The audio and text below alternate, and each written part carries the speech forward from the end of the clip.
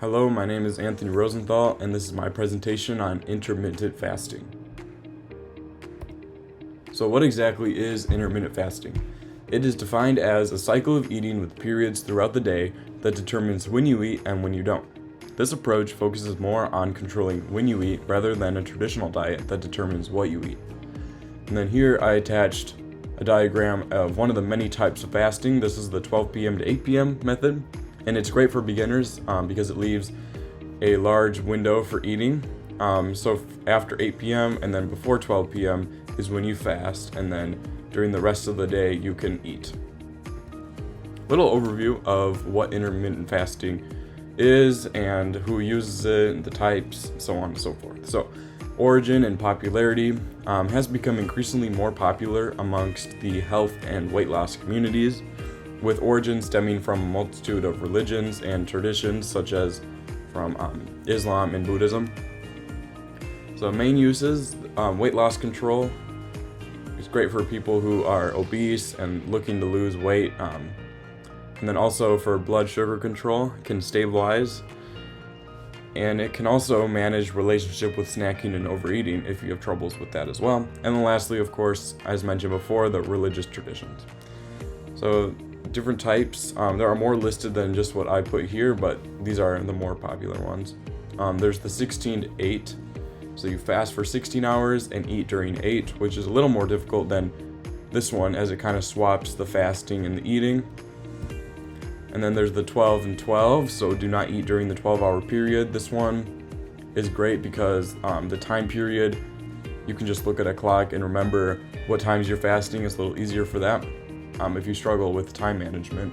And then alternate day fasting, which is very difficult and not recommended for beginners, as you go an entire day without eating, and then the next day you can eat whatever you'd like. So really recommended for those who have been practicing fasting for a while. But always consult with a health service provider before you do any of this, if you wish. And then who? So overweight individuals, of course, and then it can also be for those who aim to simplify their diets, and healthy functioning adults, teenagers, and some other people. So it is not recommended for those who are growing or people who are very active, who live a very active lifestyle. Reason for selecting this topic. So I wanted to learn more about the benefits and disadvantages of intermittent fasting. I knew about a little mix of both, the fatigue that comes with it, but then also the benefits of, losing weight and your body going into ketosis and some of the brain effects as well. I wanted to kind of dive more into that. And then I also wanted to see if I could implement this into my own life. As I say, I've had some trouble with habitual snacking.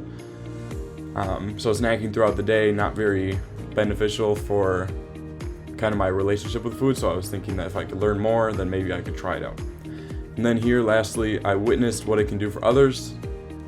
My mother tried intermittent fasting once, and she lost a good bit of weight, and it was great for her health. She said that, she just felt great, although it was a little bit difficult at the beginning. And then it kind of relates to the overall course.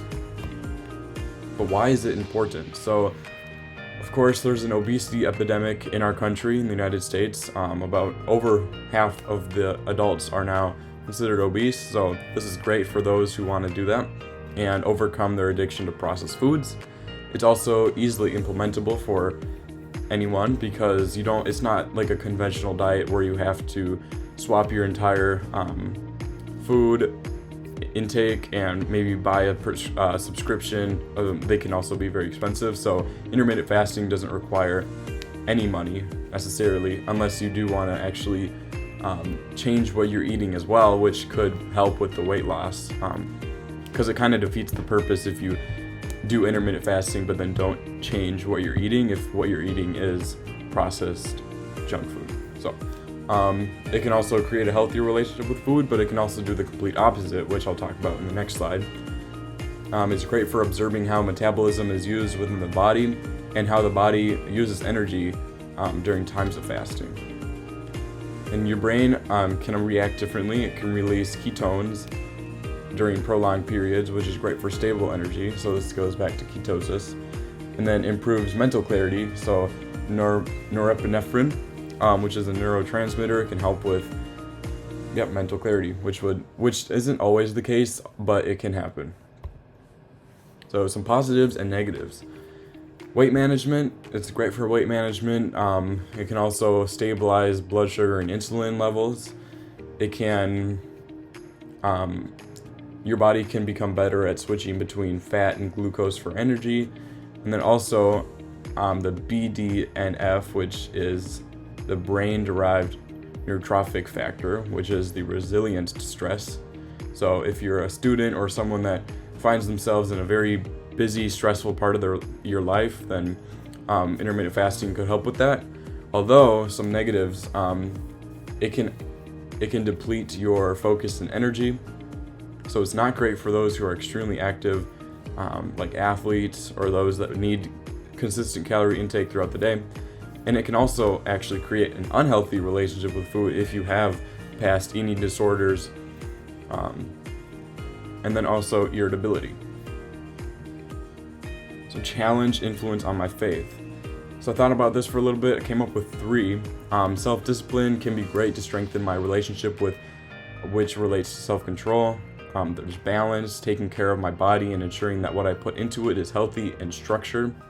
And then gratefulness, it can also remind me in those times when I'm not eating of how grateful I am to have access to an abundance of food, because I know that after my period there will be food at the end, and some people in our world do not have that.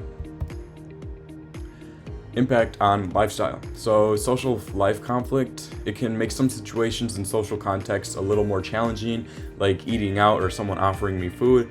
I would just simply have to say, oh, no thanks, I'm fasting at the moment, which could spark some reactions. Not really sure. Haven't tried it out yet. School performance, as mentioned before, can decrease focus and increase irritability, which would not be ideal. Opportunity for discipline gives me a structured plan for eating, which can be beneficial.